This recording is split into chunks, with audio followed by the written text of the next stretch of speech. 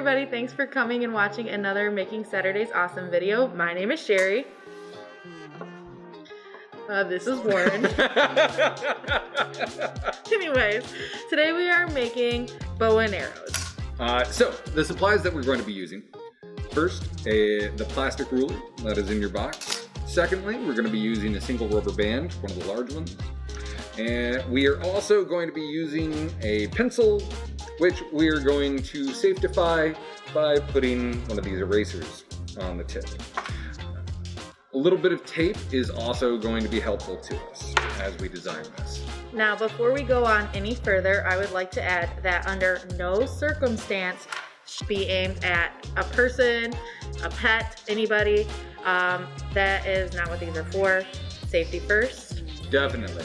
That said, the function of a bow and arrow is to take some item, we call it a projectile, move it very fast from this location to some other location with varying amounts of accuracy. This project is important to STEM primarily because the ways that humans have developed to do this process, which is take a little bit of energy and a lot of human ingenuity and create the ability to affect things from a distance, is one of the primary drivers of all of human technology. So bow and arrows gave us the ability to hunt things much bigger than us. It also gave us the ability to defend ourselves from things or groups of people that were larger than our group of people. It is one of the pieces that make us move from a melee class in a video game to a ranged class in a video game. So, if you remember from last week's video, we talked a little bit about energy. A quick refresher, potential energy is stored energy, which once again, the rubber band, and the kinetic energy is the energy an object possesses while moving, which in this case will be our arrow.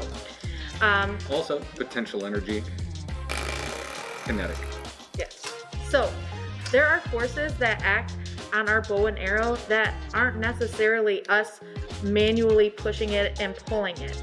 There are some non-contact forces as well that will be acting on our arrow in particular, and one of those would be air resistance, right? So if our arrow is going this way, the air is pushing against it, and that will slow our arrow down. So if you remember from last week's class, when we were making our slingshot race cars, we talked a little bit about energy, the capacity to do work, and specifically potential and kinetic energy. We will be doing that again today with our bow and arrows. When you pull back the rubber band, we have the potential energy, the stored energy. It's not only in our rubber band, but it's also in our ruler. As we have the arrow flying through the air, we have forces acting on it, and that force is not just us grabbing it, pulling it, and pushing it. We have non-contact forces acting on it as well. So if this arrow is flying through the air, that air is pushing against our arrow. That would be our air resistance or our drag. Thanks. So there are forces that are transferred from the bow, that is the potential energy here, the potential energy stored having bent the bow as well as drawing the string. Those forces are built up, and then as you release back here, the projectile is accelerated, and that requires some force. But the arrow itself, sitting there, can't do anything. So it has to be given some of that force. It has to be given the energy to do that work of moving around. And the way that gets done is you use your muscles to create potential energy, and then this potential energy is transferred into the projectile as kinetic. It becomes kinetic energy. That projectile gets its energy from the bow. When we create potential energy using our muscles and then release it, instead of the bow jumping around, which can be incredibly dangerous and why you should never dry fire a bow, this one or any other, You don't want to draw the string and then release it without some load, some weight here, some work for it to do, because it's bad for the system. It doesn't have anywhere to transfer that force. So when we fire it, it transfers that force into the projectile, which is what allows the projectile to fly. It uses up that force. I'd also like to talk to you a little bit more about the science of what's going on here. What makes something have the material property that we call rubber is that its molecules are bound together in such a way that they can be pulled apart, but they retain enough of their pull towards one another that they don't allow for it to just break. If I just pull hard enough, it doesn't really stretch, right?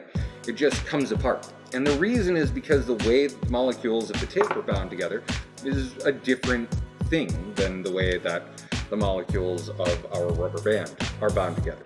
To illustrate the point that I'm making, it takes effort to stretch this rubber band in the same way that it took effort to pull apart each one of these magnets and then lay them out in a line like this. And when you release that effort, you get some amount of work depending on how hard you pulled and other things that have to do with the particular rubber band or whatever it is that you're using. These magnets laying here are like the rubber band in its pulled state. So its molecules are still quite well arranged, but they have a lot of force going on around them and involved with them that they want to use up. And you can see that by using them up, just by seeding it a little bit with an outside force in this particular instance, because in its aligned state, it's somewhat stable. But the forces that are being held at bay there are much stronger. So the molecular forces here, it allows for the stretch, but it is always wanting to pull it back together into its most relaxed state, its lowest potential energy state, which is what you find when you open your box and the rubber band is sitting there not doing anything in particular. Similar to this is the most well-organized state for the magnetic fields that each of these have. This stack is the most stable way that they can be, and as such, if they can find a way into that state, they will prefer to stay there and not have further potential energy.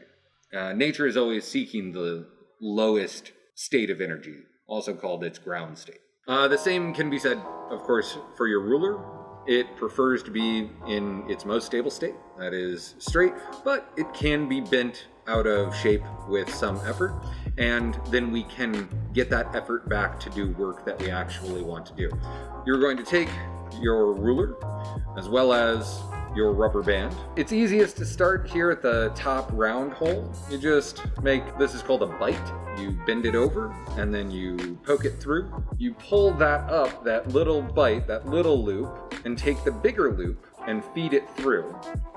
And then just kind of pull it up, pull it tight. This is called dressing. Anytime you make a knot when you're arranging the things, it's called dressing the knot. The second end, we are going to flip our ruler over so that that's at the bottom now. We're going to take this and feed it through this hole here, and then just kind of pinch it as best you can over here while pushing down on the ruler, because we need it to come through, and then you need to open it up. So we're poking it through, and then you need to somehow open it up a little bit so that you can loop it over the bottom of the ruler. This gives it a second anchor point. And now we have this shape. We're almost done, but just to make it a little bit easier to fire, we are going to take a piece of tape. Thank you. Just wrap directly above the center hole, just a little bit, so that you have something nice and firm to sit your projectile, in this case a pencil that has been safetified with an eraser, against, so that we can grab it more easily and it doesn't try to slip between the strands of the rubber band. That is the entirety of the bow completed. This is how you will have received your pencil and eraser. You take that eraser, there's already an eraser on one end, we want to sanctify the other end, so we add the eraser on the other end. And now, a pretty safe thing. You got a cardboard box, put it on its side and fire into the cardboard box if you'd like to try some practice, but please don't shoot it at anybody. We take this, we put the original eraser that was on it through the center hole, and then we pinch that, and now you will have different kinds of approaches to firing this. You can either pull it back harder and fire straighter, or you can pull it back not as hard, but angle up. And this will change what is called the projectile's trajectory. The trajectory is the path it will follow as it flies through the atmosphere. You pull back, and then you release.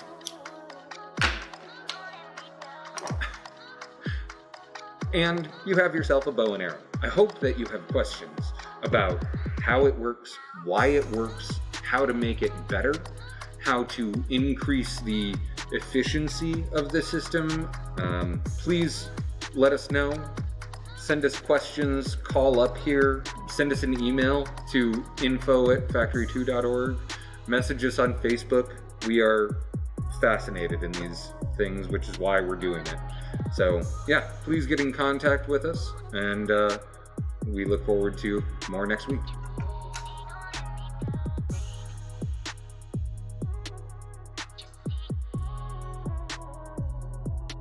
Did you see, why is this one? Are the pink rubber bands shorter? I was like trying to casually. Hey kids, why are these different shapes?